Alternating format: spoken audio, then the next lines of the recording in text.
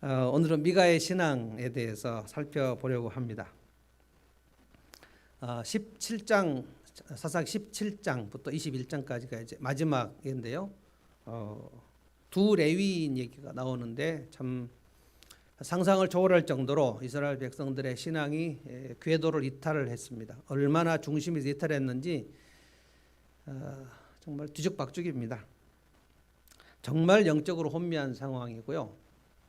저는 이렇게 봅니다. 사사기 17장부터 21장까지 이 내용은 하나님께서 하나님의 백성이 이 정도로 타락할 수 있다라는 것을 두 에피소드로 보여줍니다.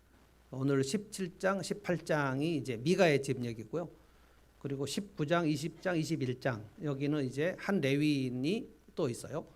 그 레위인은 첩을 데리고 돌아다니다가 베냐민 지파 사람들에게 그 첩이 집단 강간을 당하고 그래서 너무 화가 나서 그 첩을 시신을 토막내고 그래서 12지파에게 보내고 그래서 12지파가 또 분이 차서 이 베냐민 지파 사람들을 남자들을 다 죽이고 뭐 이런 내용들이 사사시대의 마지막에 나옵니다. 하나님의 백성의 그 거룩함, 신의 산 언약에서 하나님이 기대하시고 너희가 거룩한 제사장 나라가 된다. 뭐 이런 그 사명 이런 것들이 완전히 상실된 상태입니다. 우리가 사사 삼손을 생각했는데 삼손 자체가 태어나서 나시린으로 태어났는데 나시린은 아주 거룩함의 상징이라고 하나님께서 말씀하셨는데 삼손은 블레셋 여자 3명하고 놀아나다가 그냥 몰락합니다. 그러니까 제가 말씀드렸는데 점점 사사시대 400년이거든요. 이게 여호수아 이후에 다윗 왕국까지 나올 때까지 400년이에요. 그래서 쭉 내려갑니다. 그리고 사무엘상 소두에 보면 엘리 제사장에 나오는데 엘리 제사장은 그 사람이 정말 이스라엘 사사라고 말하기도 참으로 힘들 만큼 영적으로 아주 혼미한 사람이에요. 그리고 엘리의 두 아들 홈리와 비느하스도 제사장인데 그 두 제사장은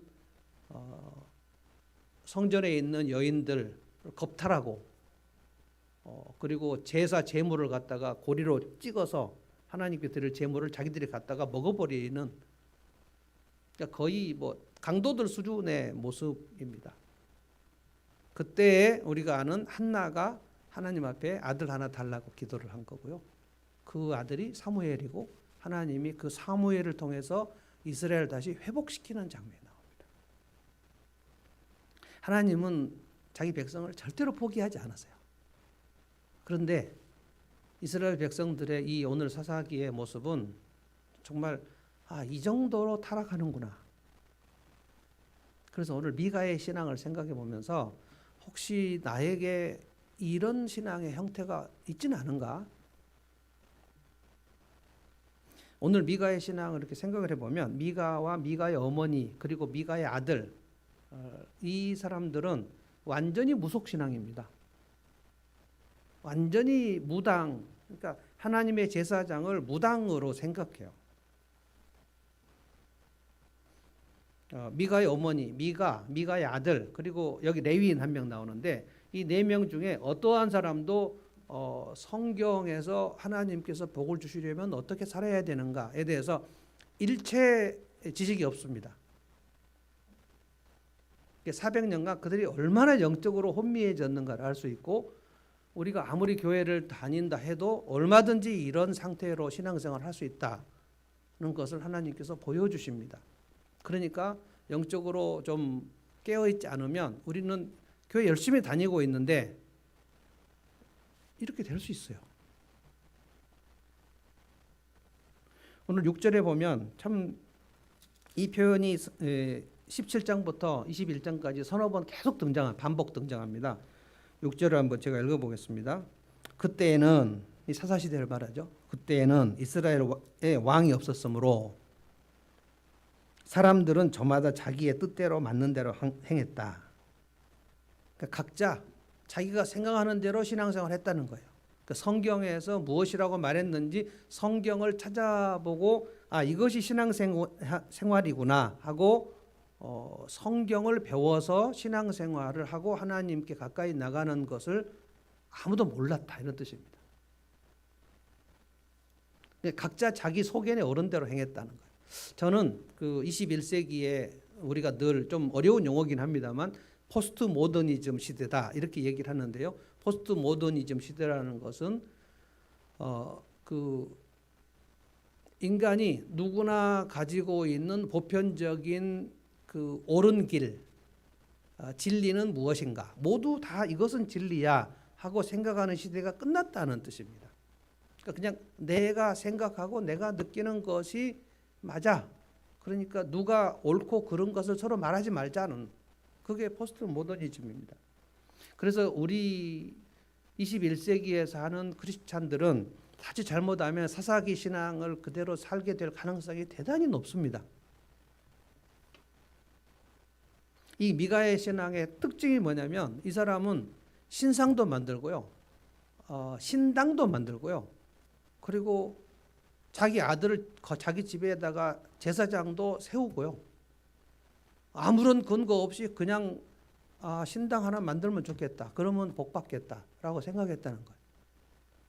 그리고 내 아들 중에 한 사람 제사장으로 삼아야 되겠다.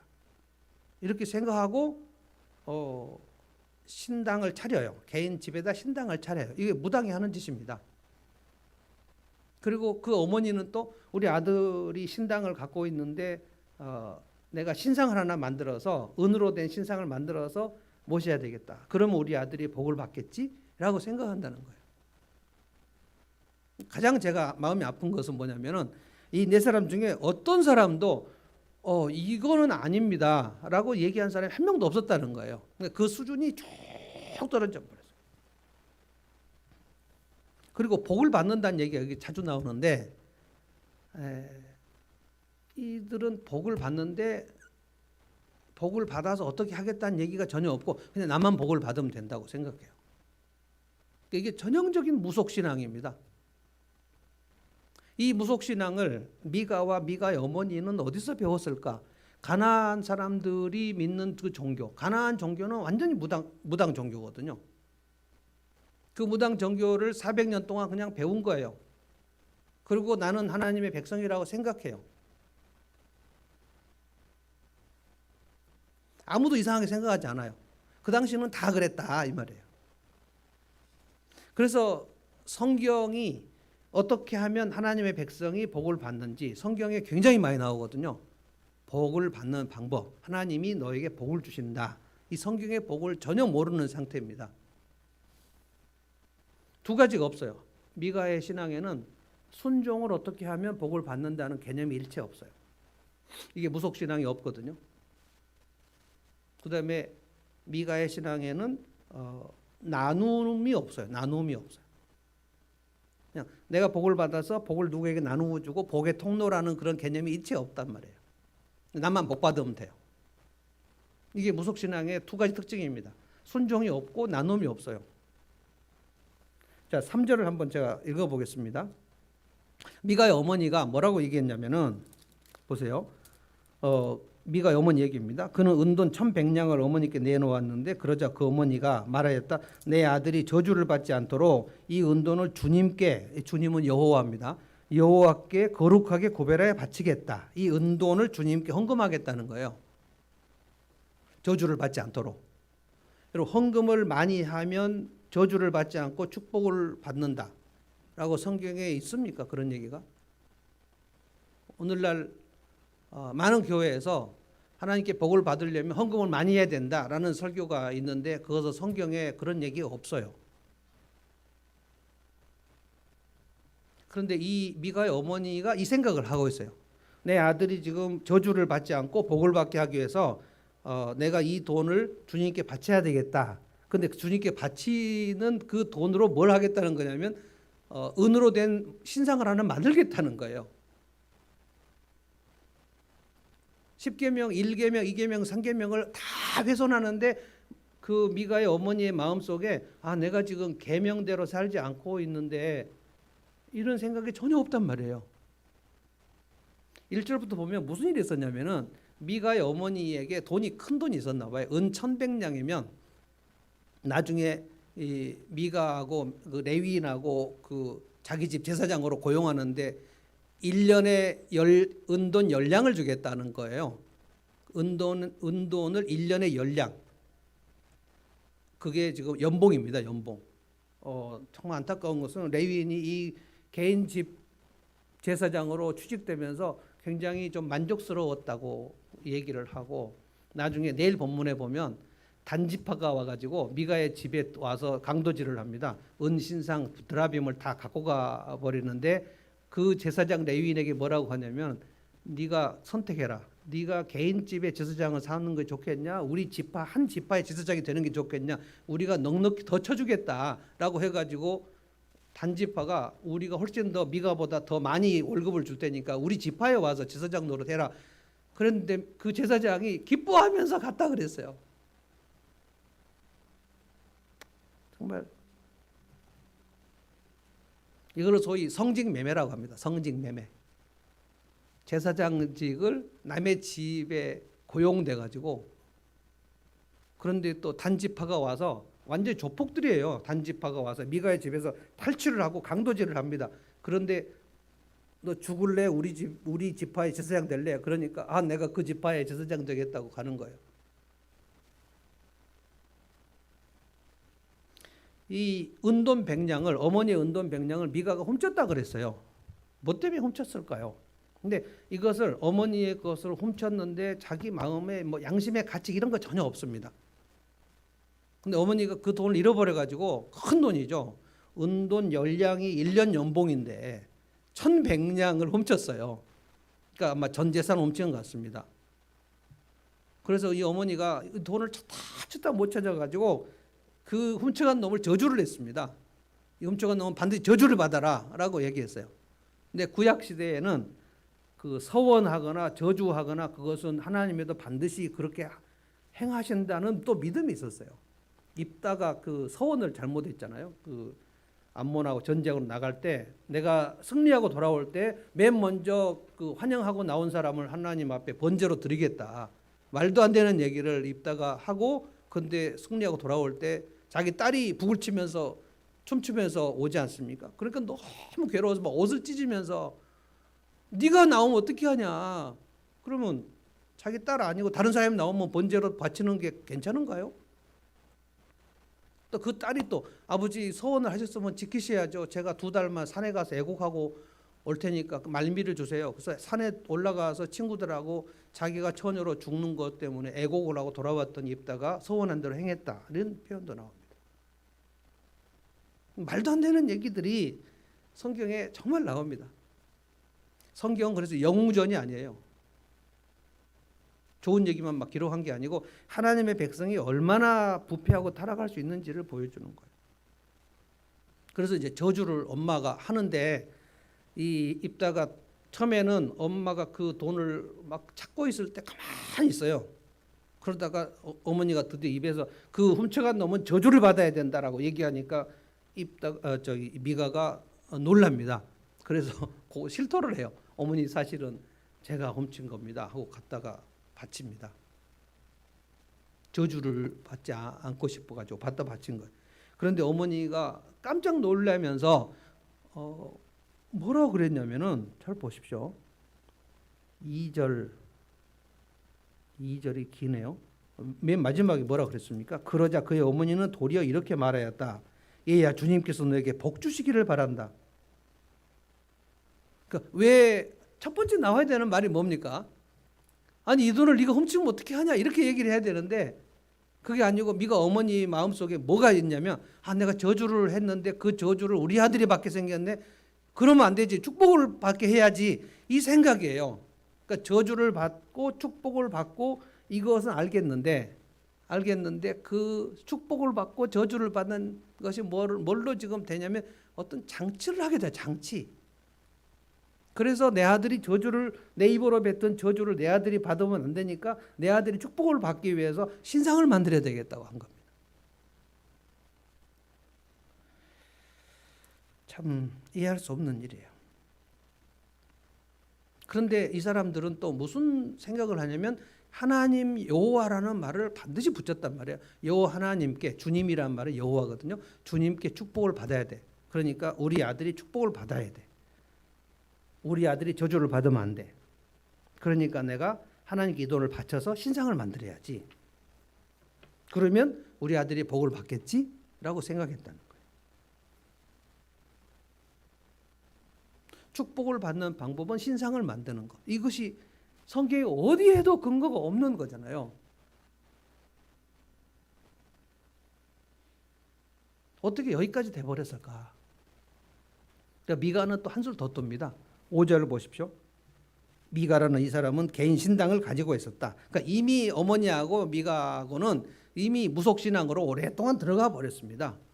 자기 개인 신당을 만들고 있었다는 거. 그러면 개인 신당을 본인이 만들어서 본인이 무당짓을 하면 그 사람이 이제 점쟁이가 되는 거고요.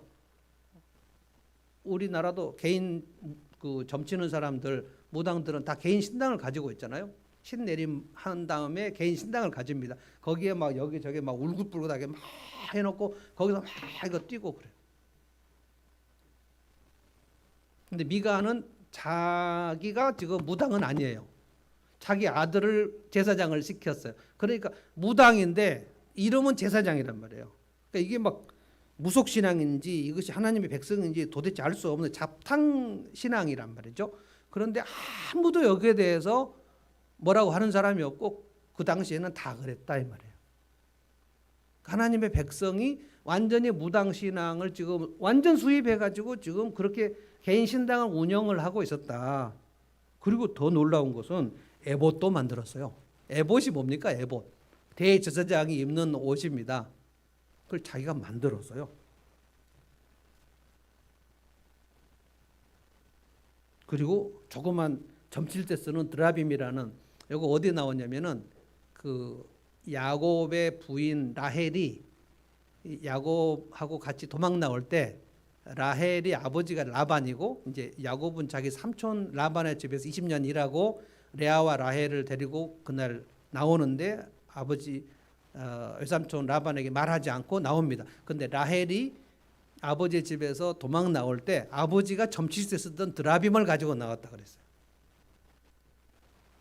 그래서 라반이 야곱이 도망간 것을 알고 뒤쫓아와 가지고 찾습니다. 그것을 내가 점칠 때 쓰는 드라빔을 네가 왜 훔쳐갔냐. 그러니까 아마 조그만 무슨 신상 같은 것 같아요. 이스라엘 백성들이 다 각각 자기 집에 드라빔을 가지고 있었습니다.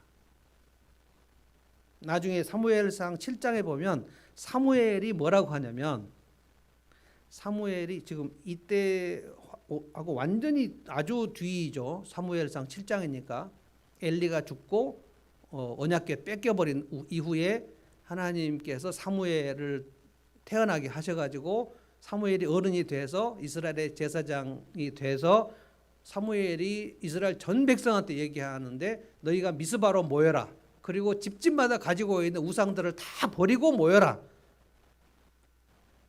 그러니까 사사시대에 모두 집집마다 드라빔을 가지고 있었다는 뜻입니다. 그러니까 미가가 개인 신당을 가지고 있었다는 것이 미가 혼자만 이렇게 신당을 혼자 만들고 있었다는 뜻이 아닐 겁니다. 그러니까 각각 자기 집에 신당을 가지고 있었어요.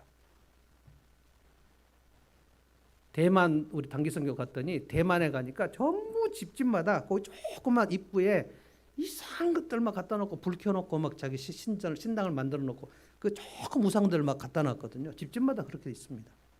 일본도 좀 그런 집들이 있고요. 개인 신전이 있었어요.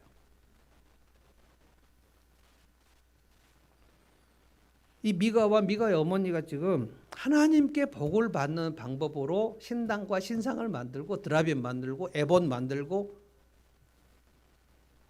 얼마나 바알 신앙에 찌들었는지를 우리는 알 수 있습니다.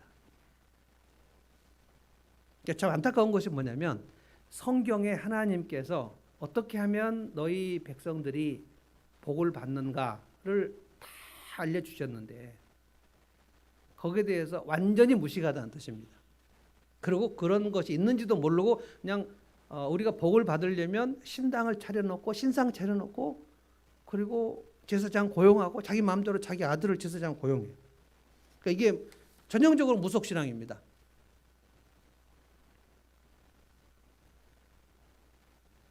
이스라엘 백성들 외에는 그 당시에 보세요. 애굽도 무속신앙입니다. 가나안 백성들도 바알 신앙이 무속신앙입니다. 모압, 암몬, 에돔, 블레셋, 아람 다 무속신앙입니다. 그러니까 그 당시에는 다 사제가 뭘 하냐면 사제가 그 점을 쳐요. 사제는 다 점을 칩니다. 근데 여러분 제사장, 이스라엘의 제사장이 점을 칩니까? 제사장은 절대 점을 치지 않아요. 근데 이스라엘 백성 외에 다른 백성들은 다 제사장이라고 한 사람들이 그들이 무당입니다. 무당에 다 점을 쳐요. 그래서 모든 고대 종교는 다 그 무당에 가서 점을 칩니다. 점을 치면 어떻게 됩니까? 내가 앞으로 1년 후에 2년 후에 어떻게 되겠습니까? 오늘날 우리나라도 점 치잖아요. 점집에 가면 무당이 어떻게 네가 삶의 변화가 있어야지 복을 받는다 이런 얘기는 전혀 안 합니다. 어떻게 해요? 생년월일 물어보죠.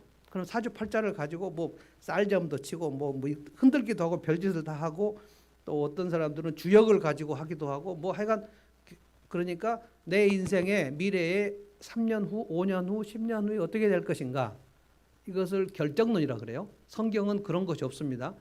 하나님께서 5년 후, 10년 후에 어떻게 해놓고 그것을 알아내는 방법으로 점을 치는 방법은 완전 이방 종교입니다. 성경은 너희 미래의 복을 받는 방법은 너희가 하나님 말씀에 오늘 순종하면 하나님께서 하늘을 열어주신다. 이게 신명기에 나오는 제가 여러 번 얘기를 했는데요.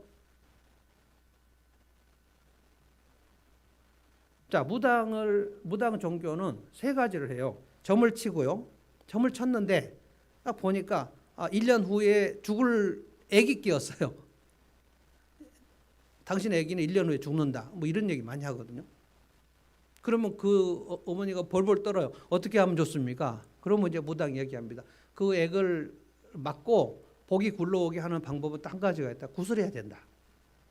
그래서 무당 종교는 점을 치고 나서 반드시 구슬합니다. 구슬할 때 그 구슬 그 부탁하는 사람, 소위 말해 고객이죠. 고객은 아무것도 안 합니다. 구슬 그냥 보죠. 무당이 다 합니다. 신내림을 해가지고 거기서 무당이 구슬할 때 그 고객은 뭘 합니까? 돈을 내죠. 이걸 복채라 그럽니다.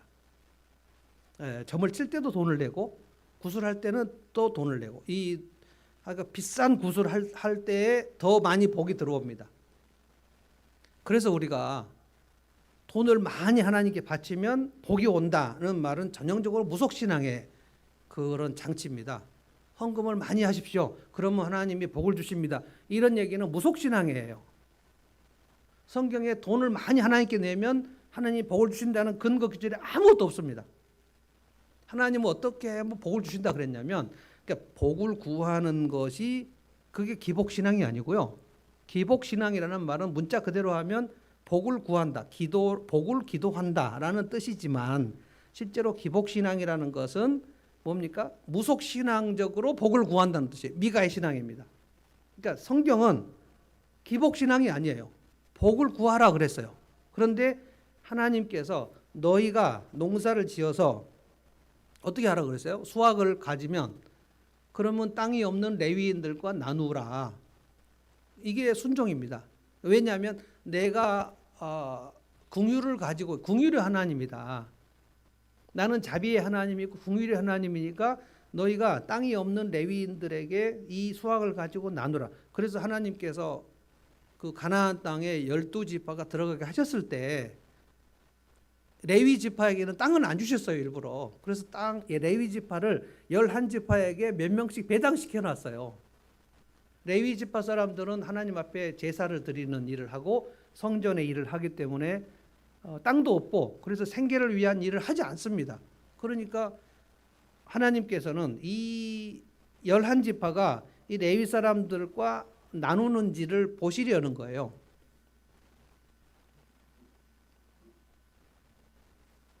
이게 이제 순종입니다. 하나님의 자비로움을 내가 땅이 있는데 땅 없는 사람이 있으니까 나는 수확을 했는데 이 사람은 수확을 못했네. 그러면 나는 가지고 있고 이 사람은 못 가지고 있으니까 이 사람하고 나눠야 되겠어라고 할 때는 긍휼의 성품이 나와야 되지 않습니까? 우리가 나눈다 할 때는 가지고 있는 것을 못 가지고 있는 사람하고 나누는 거 아닙니까? 그때 긍휼의 성품이 나오는 거예요. 이게 순종이라는 것입니다. 자비로운 성품이 나오는 거예요. 자, 나는 지식이 있는데 이 사람은 지식이 없다. 그럼 왜 그렇게 알아먹지 못하고 그래? 라고 무시를 하는 게 아니고 내 지식을 가지고 그 지식이 없는 사람을 섬기는 거죠. 이렇게 하면 좋아요. 저는 컴퓨터 지식이 없어요. 저는 컴퓨터가 딱 스톱하면 1차적으로 조영준 목사님을 부릅니다. 근데 조영준 목사님의 그 지식을 넘어서는 그 고장도 있어요. 그러면 김원혜 목사님을 부릅니다. 제 아내는 그 뭐 가전제품 같은 거 특별히 이렇게 그 스마트 워치 뭐 이런 거 할 때 반드시 정우성 집사를 부릅니다. 그러면 정우성 집사는 그 차사모에게 굉장히 아주 섬겨요. 그걸 잘 가르쳐줍니다. 둘이 아주 친합니다. 그러니까 지식이 없는 사람을 지식 있는 사람이 이 지식을 나눌 때 그때 공동체가 만들어져요. 부부지간에 좀 더 많이 아는 사람이 있고 또 적게 아는 사람이 있지 않습니까? 그러면 더 많이 아는 사람이 더 수준이 있는 사람이 그 더 수준이 없는 사람을 그 저기 더 많이 알고 있는 것을 섬기는 거예요. 그러라고 둘이 결혼시키는 겁니다. 아, 이것도 모르냐라고 얘기하고 막 구박하고 무시하고 이렇게 하는 것이 아니죠. 순종은 하나님의 긍휼의 성품을 내가 드러내는 겁니다. 근데 무당은 그런 얘기를 안 합니다. 무당은 복을 받는 방법은 딱 세 가지밖에 없어요. 자, 점을 칩니다. 점을 쳐요. 그래서 1년 후에 무슨 일이 안 좋아요. 그렇게 말합니다. 어떻게 해야 됩니까? 구슬하십시오. 근데 구슬해요. 막 구슬하죠. 그러면 이제 복이 들어오고 재앙이 나갔다 이렇게 얘기해요. 그런데 좀 그 불안하니까 무당이 그 사람 집에 갈 때 뭘 하냐면 부적을 만들어서 줍니다. 이거 갖다가 곳곳에 붙이십시오. 그럼 그 부적을 갖다 놓고 뭐 대문 앞에도 붙이고 거실에도 붙이고 붙여요. 그러면 이제 복은 들어오고 재앙은 들어오지 못하게. 그러니까 점, 굿, 부적 이게 3단 콤보입니다. 근데 거기에 무당은 어떤 경우도 당신이 삶을 변화시켜 가지고 순종하시고 그렇게 삶이 중요합니다라는 얘기를 절대 하지 않아요. 사사시대에 미가와 미가의 어머니 하나님의 백성들은 완전히 무당적으로 전락을 해봤어요. 성경의 축복을 모릅니다. 하나님께서 진짜 여러 번 말씀하셨거든요. 너희가 순종을 하면, 그러니까 하나님의 성품으로 너희가 나누면, 내가 땅이 없는 자들과 수확을 나누면 내가 내년에 반드시 하늘을 열어줄 거다. 그래서 비를 내려줄 거다. 그러면 너희에게 풍년이 올 것이다. 그뿐만이 아닙니다. 너희가 순종하면 이방 백성들이 쳐들어올 때에 반드시 너희를 승리를 주겠다. 내가 앞서 너희 앞서 싸우겠다. 이게 하나님의 출정이에요. 제가 시편 설교할 때 여러 번 얘기했어요. 하나님의 출정입니다. 그러면 믿음으로 나가서 싸울 때 이방 백성들이 계속 고대에는 전쟁을 해요. 전쟁을 할 때 하나님께서 싸우신다라고 할 때는 전제가 있어요. 우리가 순종하고 있으면 하나님이 싸우십니다. 근데 우리가 순종하지 않으면 하나님이 싸우시지 않아요. 말씀하셔요. 이 전쟁에 내가 너희들과 함께 하지 않겠다.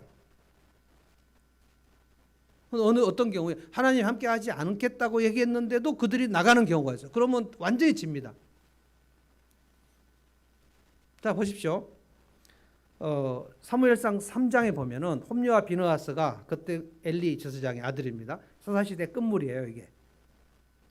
블레셋 사람들에게 계속 공격을 받습니다. 이 블레셋은 누가 멸해야 됐었냐면은 삼손이 멸해야 되는데 삼손이 블레셋 여자들하고 놀다가 블레셋을 멸하지 못했어요. 그래서 사울 시대, 다윗 시대까지도 가장 무서웠던 대적이 블레셋입니다. 그런데 엘리 시대, 사무엘 시대 그때에 블레셋이 쳐들어왔는데 이제 사무엘은 아직 어리고 엘리 제사장의 두 아들이 홈리와 비느하스가 뭐라고 얘기했냐면 놀라운 얘기했어요. 우리가 자꾸 블레셋을 지니까 우리가 이기기 위해서는 하나님의 언약궤를 들고 가서 언약궤를 맨 앞세워서 싸움에서 승리하자. 그러면 우리가 이길 것이다 라고 했는데 이스라엘 백성들 중에 아무도 그것은 전쟁에 승리하는 방법이 아닌데 성경에서 그렇게 말하지 않았습니다 라는 얘기를 아무도 하지 않습니다. 성경을 모르는 거예요. 신명기 28장에 너희가 이방 백성들하고 싸우러 나갈 때 언약궤 갖고 나가면 이긴다는 얘기가 나오지 않아요. 전쟁에 승리하는 방법은 뭐냐? 그 대적이 얼마나 센가 그런 것이 아니에요. 이스라엘 백성들 얼마나 무기가 장착되는 게 아니에요. 전쟁은 하나님이 싸우신다 그랬어요. 하나님이 싸우시고 그럼 우리는 할 게 뭐냐? 너희들이 순종하고 살면 싸움은 내가 싸운다 그랬어요.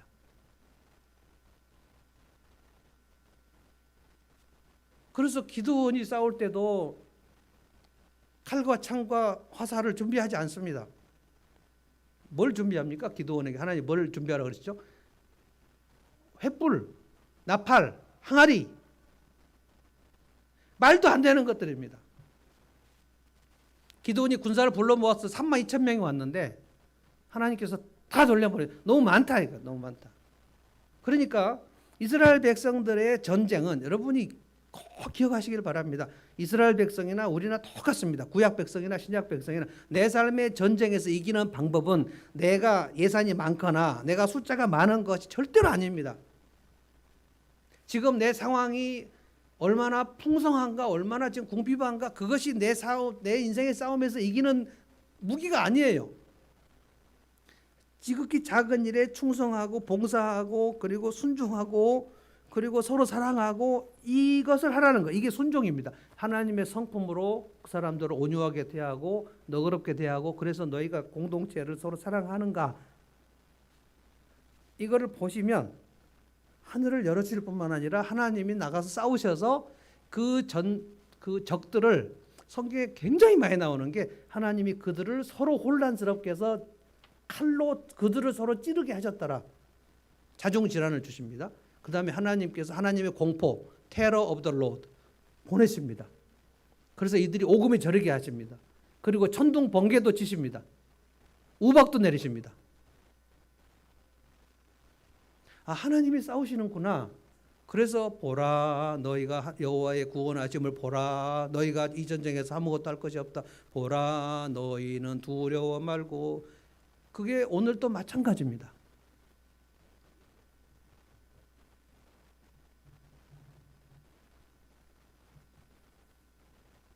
미가와 미가의 어머니가 이것을 전혀 모르고 있어요.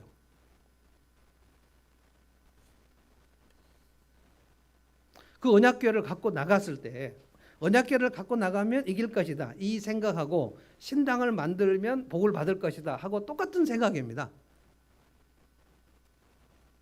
내가 오늘 예배를 참석했으니까 주일 성수를 했으니까 하나님이 복 주실 거다. 내가 헌금을 했으니까 복 주실 거다. 아니에요.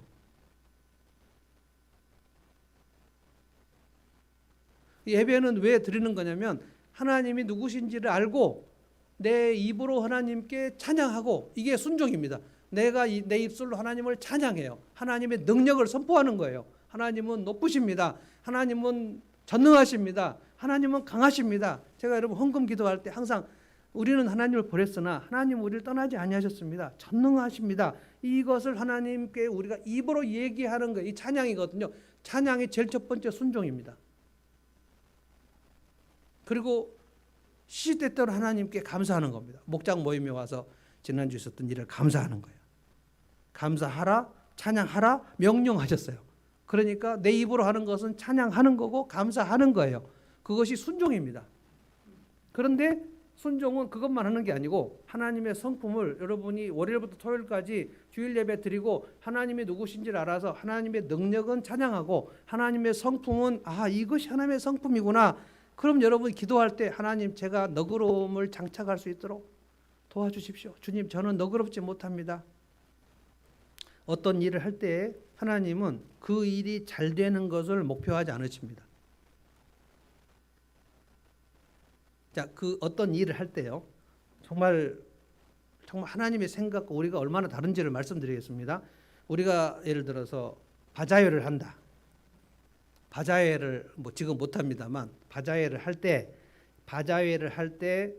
이 바자회를 해가지고 얼마나 수익을 많이 올리는가를 우리는 참 목표하고요.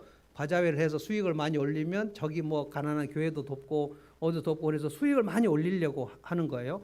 그런데 하나님께서는 이 바자회를 통해서 무엇을 명하셨냐면 이 바자회를 할 때 우리가 얼마나 서로 사랑했는가를 보셔요. 그래서 바자회 1팀과 2팀이 우리가 이거 생선 이걸 팔려고 그러는데 왜 거기서 그걸 팔아? 하고 둘이 서로 싸우면 1팀과 2팀이 서로 싸우면 하나님께서는 너희들은 바자회를 내가 너희들에게 하라고 한 목적이 뭔지를 모르는구나. 단기선교를 가면요. 단기선교 가면 진짜 그 개념 없는 사람들이 따라오거든요. 그러면 어디 공항에서 화장실 갔다가 한 10분 후에 모이십시오. 그러면 꼭 10분 후에 안 오는 사람이 있어요. 그럼 비행기를 잘못하면 놓치는 경우도 있어요. 정신이 없을 때가 있습니다. 자, 그러면 리더가 이 10분 후에 오지 않아가지고 전 대원들이 막 이 사람을 찾으러 돌아다녀가지고 비행기를 놓쳤다. 이때 그 리더는 이 사람을 어떻게 해야 됩니까? 비행기를 제 정시에 타고 가는 것이 목표인가? 아니면 이 미숙한 사람을 너그럽게 봐주는 게 목표인가? 그러니까 비행기를 정시에 타고 가는 것이 목표인 사람은 리더는 이 사람을 막 뭐라고 하겠죠. 어떻게 당신은 그렇게 개념이 없을 수가 있냐. 하지만 하나님께서 그 리더에게 원하시는 것은 이 미숙한 사람을 얼마나 네가 오랫동안 품었는가 하는 거예요. 우리 개념하고 정말 많이 다릅니다. 근데 무속신앙에서는 이게 없단 말이에요. 이 순종을 무당은 안 가르친단 말입니다. 내가 예배 참석하면 복 주실 거다. 내가 헌금을 많이 했으니까 복 주실 거다. 헌금을 많이 하지 말란 얘기가 절대 아니고요. 배 목사가 오늘 헌금을 많이 하지 말라고 얘기했다고 해서 다음부터 헌금을 조금 해야지 이렇게 생각하시면 본인이 곤란합니다.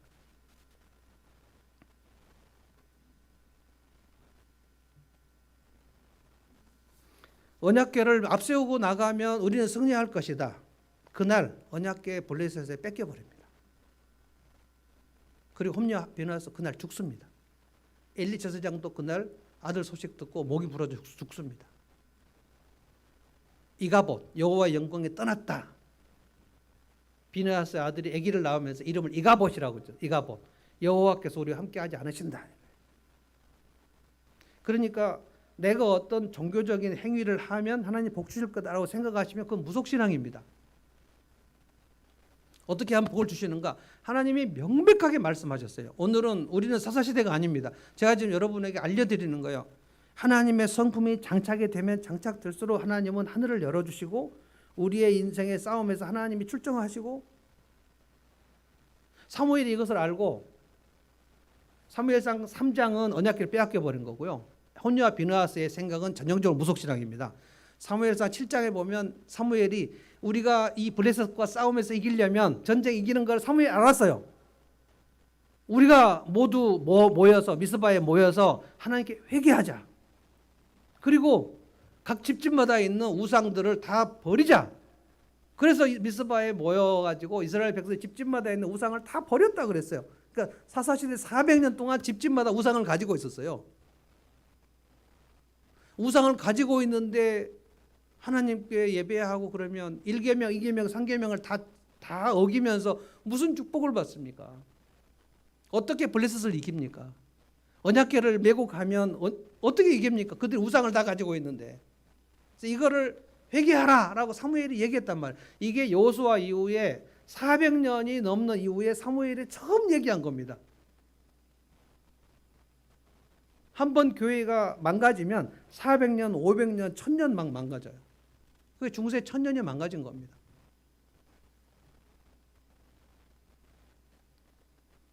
그래서 미스바가 중요한 겁니다. 이스라엘에서 400년 만에 처음으로 하나님 앞에서 그들이 회개하고 그들이 자기 우상들을 다 깨트리고 그리고 하나님 앞에 도와주십시오 하고 사무엘이 어린 양을 가지고 번제를 드리고 그랬을 때 블레셋에 쳐들어왔는데 블레셋은 이스라엘 백성을 회개한지 모르고 쳐들어갔어요.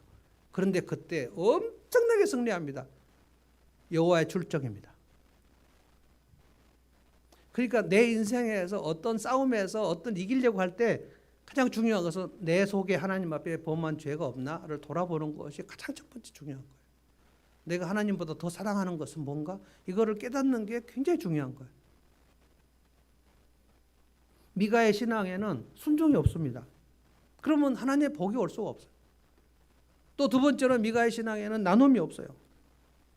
여기 7절부터 레위인 한 사람이 나오는데 이 사람이 자 7절을 보십시오. 어디에 살았다 그랬습니까? 유다 지파에 속한 레위인. 레위인은 레위 지파인데 유다 지파에 속했다는 게 무슨 뜻일까요? 이 레위인이 유다 지파에 배당된 사람이었다는 뜻입니다. 그럼 이 레위인은 누가 먹여 살려야 됩니까?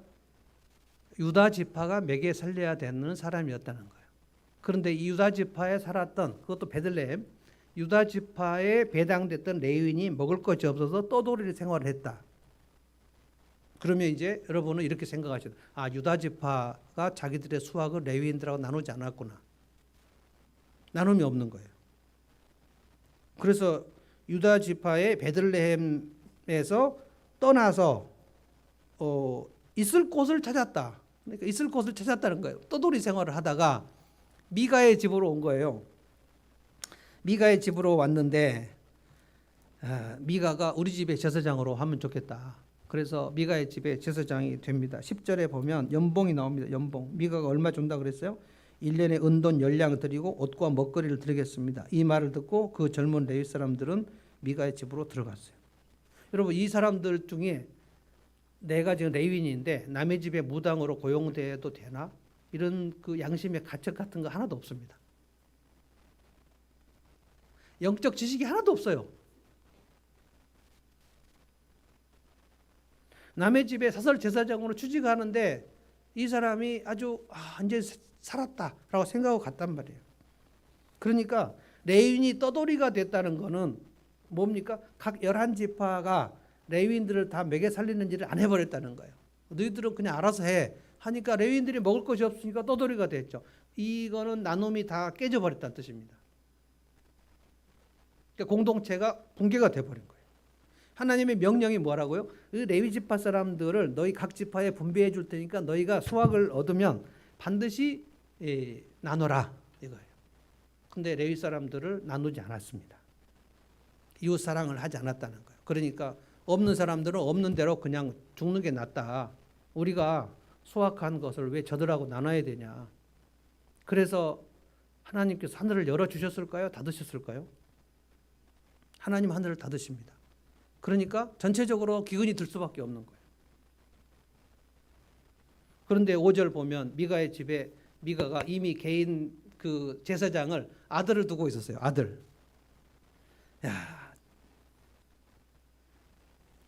그러다가 이 제사장 레위인을 제사장으로 세워놓고 미가가 엄청 기뻐하는 모습을 봅니다. 12절을 보면 미가가 그 젊은 레위 사람들 거룩하게 구별하여 세웠다 그랬어요. 뭘 또 거룩하게 구별해요? 이 제사장이 뭐가 거룩합니까 지금? 남의 집에 밥벌이 하려고 들어갔는데 무당으로 들어간 건데. 그래서 그 레위 사람이 미가 집안의 제사장이 되었다. 그런데 13절이 가장 저는 슬프다고 생각합니다. 정말 이것을 어떻게 해야 될까요? 같이 한번 읽어보겠습니다. 13절 다 같이 한번 읽어봅시다. 시작. 그래서 미가는 자기가 이제 레위 사람을 제사장으로 삼았으니 주님께서 틀림없이 자기에게 복을 주실 것이라고 생각했다. 이 문맥을 잘 살펴보면 레위 사람을 제사장으로 삼기 전에 그 전에 누가 제사장이에요? 아들이에요. 아들을 제사장으로 삼고 뭔가 좀 캥기는 게 있었다는 뜻이에요. 내가 내 아들을 레위인도 아닌데 제사장 삼아도 되나? 이 생각을 잠깐 했다는 거예요. 그래서 뭔가 하나 부족한데 아니 세상에 레위인이 왔네. 레위인이 왔어요. 와 레위인은 제사장으로 원래 레위 지파 아닌가? 그래서 레위인의 제사를 삼고 마음이 너무 기뻤어요. 뭐가 기뻐요? 13절 주님께서 여호와께서 틀림없이 내게 복을 주실 거다. 틀림없이 복을 주실 거다. 확신을 했단 말입니다. 우리 집은 이제 여호와 하나님께 복을 받는다. 여러분 이게 뭡니까 이게?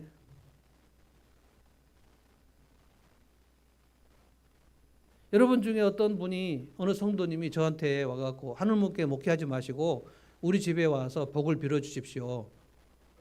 제가 하늘문께 목사님 사례보다 훨씬 더 많이 드리겠습니다. 라고 얘기하니까 제가 아무 고민도 없이 여러분 집에 복 빌어주는 제사장으로 들어갔다. 그런데 그 사람이 뭐라고 확신을 해요? 와, 이제 배 목사님 우리 집에 제사장이 됐으니까 나는 정말 하나님께 복을 받을 거야. 기뻐했다. 이런 뜻입니다. 이게 말이 되는 얘기입니까?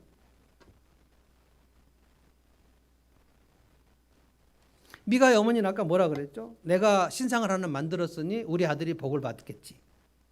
미가는 또 무슨 생각을 했어요? 내가 레위인을 제사장으로 삼았으니까 나는 틀림없이 복을 받을 거다.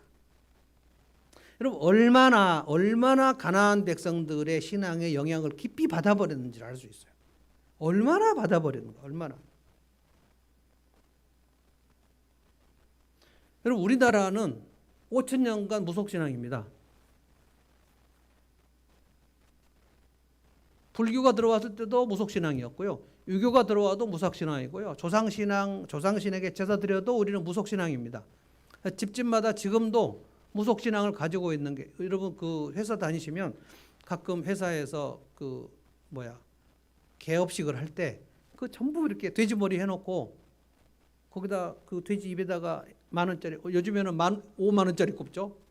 다 꼽고 거기서 다 절하고 술 따라 드리고, 이게 전부 무속신앙입니다. 그 어부들은 그 고기잡이 하러 갈 때 반드시 거기 바닷가에서 제사를 드립니다. 풍어제라고 해요. 풍어제. 고기 많이 잡으려고 하면 바다 용왕신에게 제사를 드려야죠.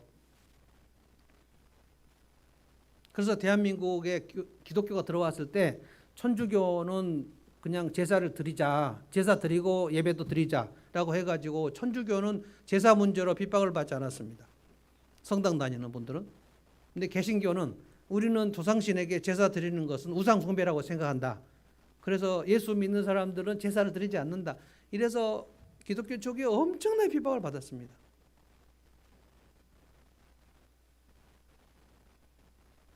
그런데 1960년 이후로 예수 믿고 복 받자라는 얘기가 대단히 우리나라의 한국교회 유행이 되어버렸습니다. 예수 믿고 복 받고 예수 믿고 병 낫자. 이게 소위 삼박자 축복입니다. 예수 잘 믿으면 부자 된다. 예수 잘 믿으면 모두 질병에서 낫는다. 이게 번영신학이에요. 번영신학. 한국교회는 어땠는가? 그래서 복을 받기 위해서 한국교회는 무엇을 했는가? 우리가 하나님의 성품으로 순종을 하며 살았는가? 아니면 예배를 열심히 다니면 나는 복을 받을 거다. 헌금을 많이 하면 복을 받을 거다. 여러분이 그동안 교회 다니면서 들었던 메시지 중에 헌금을 많이 하면 복을 받는다는 얘기를 얼마나 많이 들었는지.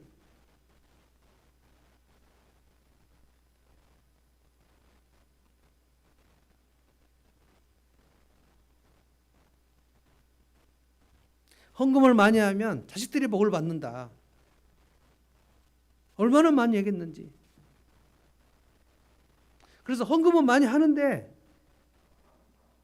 헌금을 많이 하지 말라고 주님이 말씀하신 적도 없지만 헌금을 많이 하는데 그 사람의 삶은 하나님의 성품으로 순종하는 삶은 없으면 헌금을 많이 해도 하나님이 복을 주시지 않아요.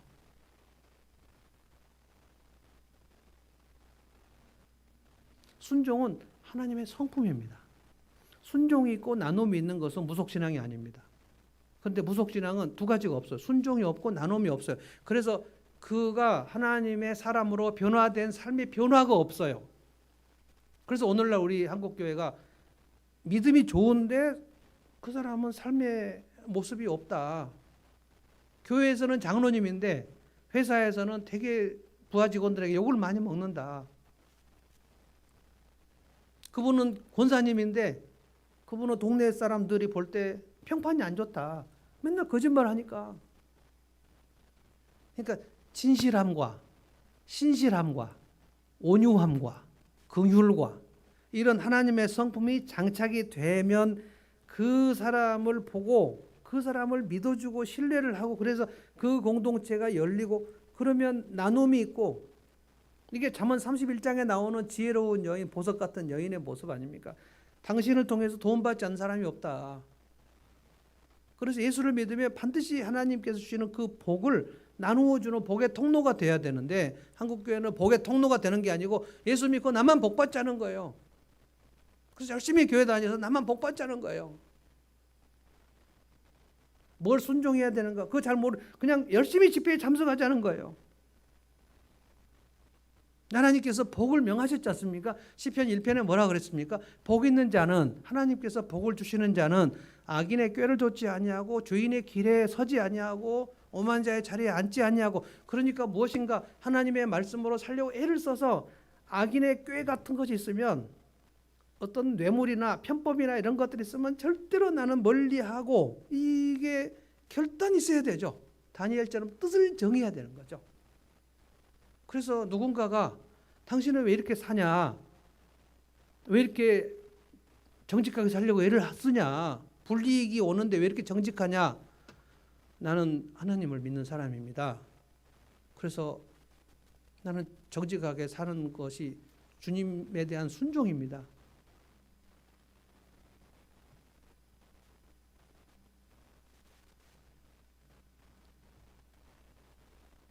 예수님이 산상복원에서 팔복을 얘기하지 않았습니까? 팔복. 심령이 가난한 자는 복이 있다. 온유한 자는 복이 있다. 애통하는 자는 복이 있다. 복이 있다는 것이 반드시 그 사람이 복을 받았다는 게 돈을 많이 벌었다는 뜻이 아니에요. 그의 삶이 변화가 돼서 심령이 가난한 것은 뭐냐면 내 속에 하나님을 사랑하는 게 없어서 좀 괴롭다는 거예요. 주님 나는 왜 이렇게 이기적일까요?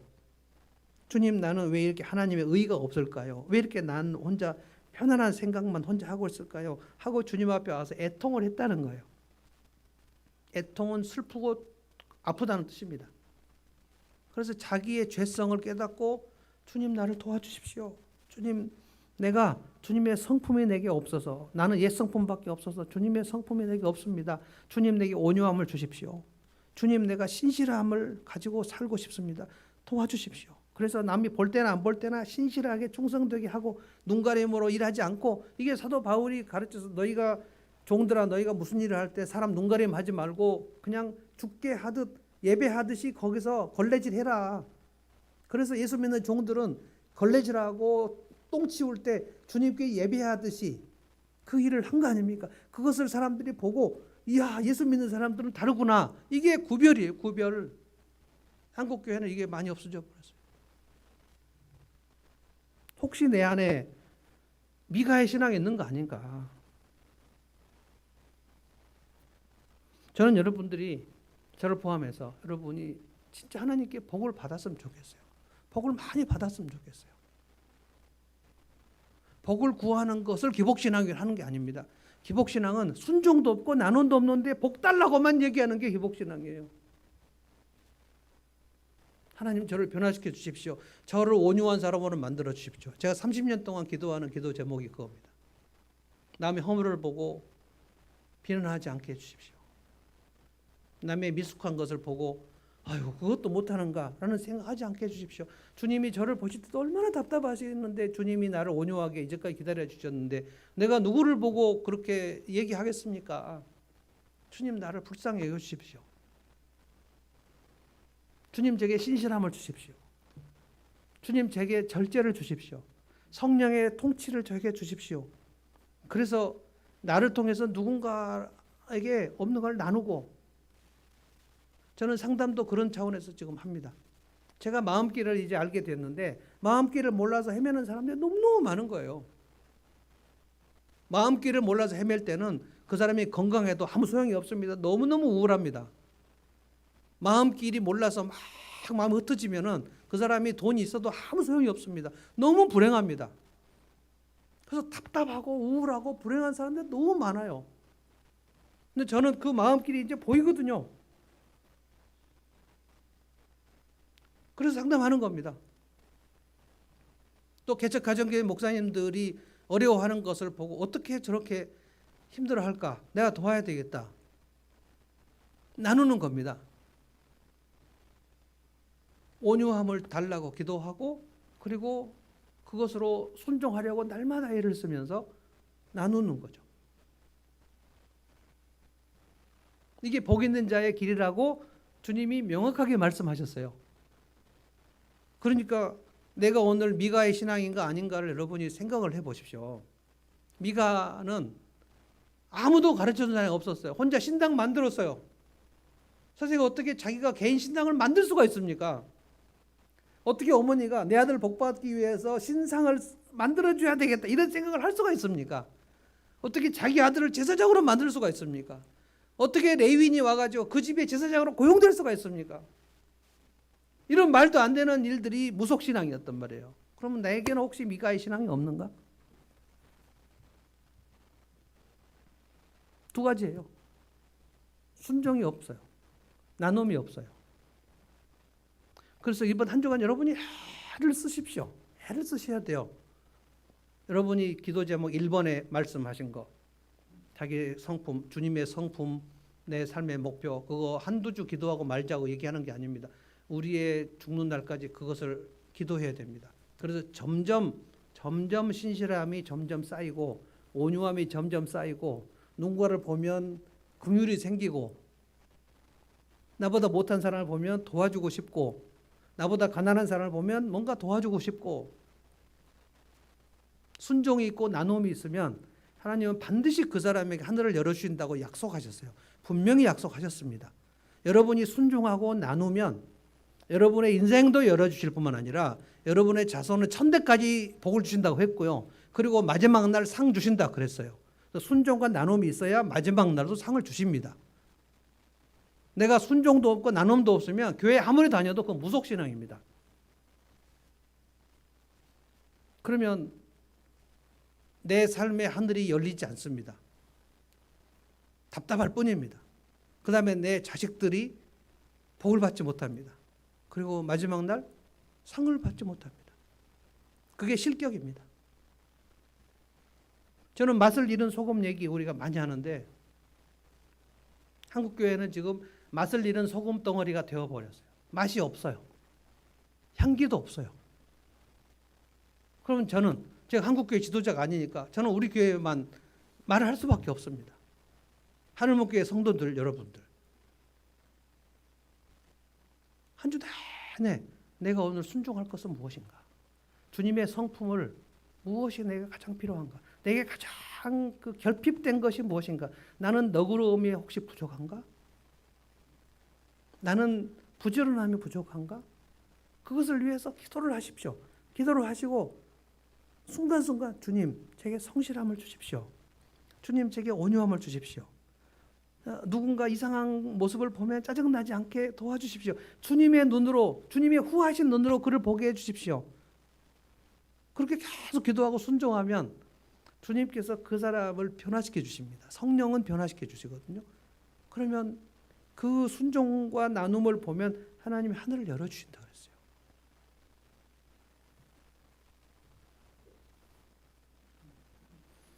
자, 찬송하겠습니다.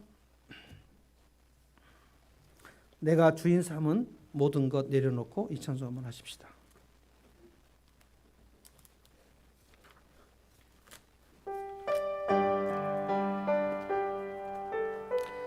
내 속에 혹시 드라빔 같은 우상이 없는가 생각하시면서 내가 주인 삼은 우상을 다 내려놓자 하는 거예요.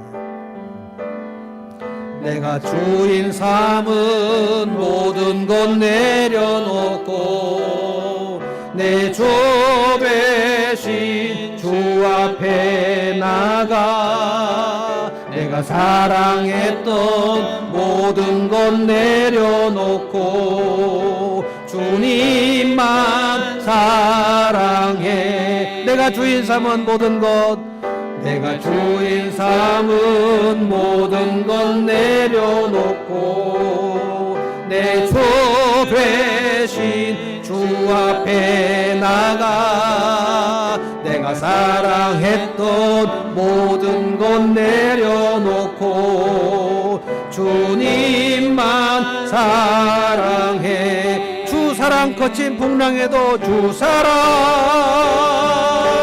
거친 풍랑에도 깊은 바다처럼 나를 잠잠케 해 주사랑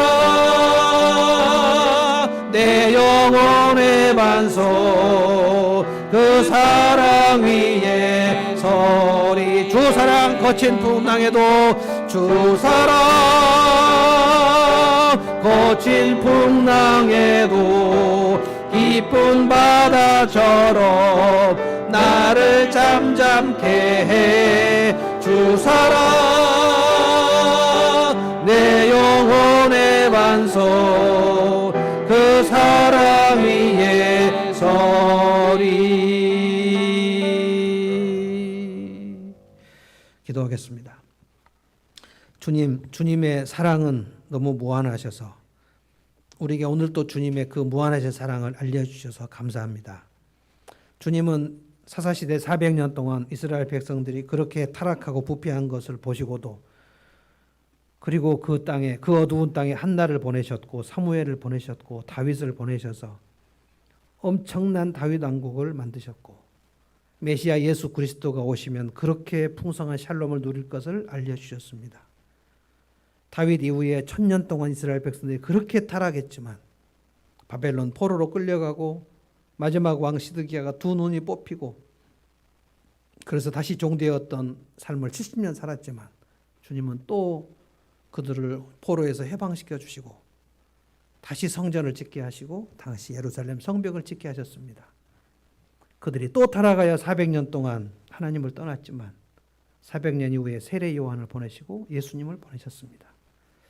주님이 이제 주님이 오시는 성탄절을 저희가 기다리면서 그리고 주님이 다시 오실 날을 기다리면서 이 마지막 때에 사사시대와 같은 영적인 혼미한 상태가 있을 때를 대비하여 우리가 오늘 성경의 복을 받는 방법을 생각했습니다. 주님, 미가의 신앙 순종도 없고 나눔도 없이 신상 만들어 놓고 신당 차려 놓고 제사장을 고용하고 내가 틀림없이 여호와께 복을 받겠다고 생각했던 미가의 모습을 저희가 생각하면서 주님, 저희가 오늘 다시 결단합니다. 하나님의 성품 내 속에 장착하는 순종이 우리의 인생에 있기를 소원합니다. 주님, 너그러움을 장착하기를 원합니다. 온유함을 장착하기를 원합니다. 주님의 긍휼과 자비를 장착하기를 원합니다. 주님, 신실함과 성실함을 장착하기를 원합니다. 주님, 내가 진실함과 정직함을 장착하기를 원합니다. 하나님의 공평하심 때때로 저희가 누군가를 편파적으로 생각하지 아니하고 선입견 가지 아니하고 공정하게 공평하게 살아보기를 소원합니다. 그렇게 주님의 성품대로 순종하여 살면 주께서 하늘을 열어주시는 줄로 믿습니다. 하나님의 복을 주시는 줄로 믿습니다. 주님, 내가 가진 것을 누군가를 위해 손을 펴서 나누기 시작하면 주께서는 그것을 보시고 하늘을 열으시고 이른 비 늦은 비를 내려주시고 풍요를 주시는 줄로 믿습니다. 다윗 왕국에서 누렸던 그 풍요로운 샬롬을 저희들이 예수 믿고 예수님을 왕으로 모시고 그렇게 누려보기를 소원합니다. 하나님 아버지여, 우리 사랑하는 성도들, 이제 오늘 주님 앞에 머리 숙이고 이 말씀을 들은 성도들, 이 말씀 듣고 끝나버리지 않게 해주시고 이 말씀 듣고 순종을 결단하게 하시고 이제 우리가 기도했사오니 내일부터 토요일까지 우리 일상의 삶에서 내 배우자에게, 내 자녀들에게, 내 회사 동료들에게, 그리고 내가 생각할 때 정말 말도 안 되는 미숙한 사람들에게 나의 긍휼과 자비를 드러내는 사람 되게 하여 주시옵소서. 반드시 맛을 내게 하시고 반드시 멋있게 하시고 반드시 빛이 있게 하시고 반드시 향기 있도록 주님 도와주시옵소서. 한국교회 정말 지금 내리막길로 내려가고 있으나 이 교회는 한나처럼, 이 교회는 사무엘처럼, 이 교회는 다윗처럼 순종하여 나누고 그리하여 주님께서 하늘을 열어주시는 것을 각자 모두 맛보기를 소원합니다. 그래서 공동체를 세우고 주님이 기뻐하시는 사람 되기를 원합니다. 그러다가 주님, 우리 이 땅의 삶을 마치고 주님 부르시면 감사하면서 나가 주님이 주시는 상을 받기를 원합니다. 예수님의 이름으로 기도하옵나이다. 아멘. 이제는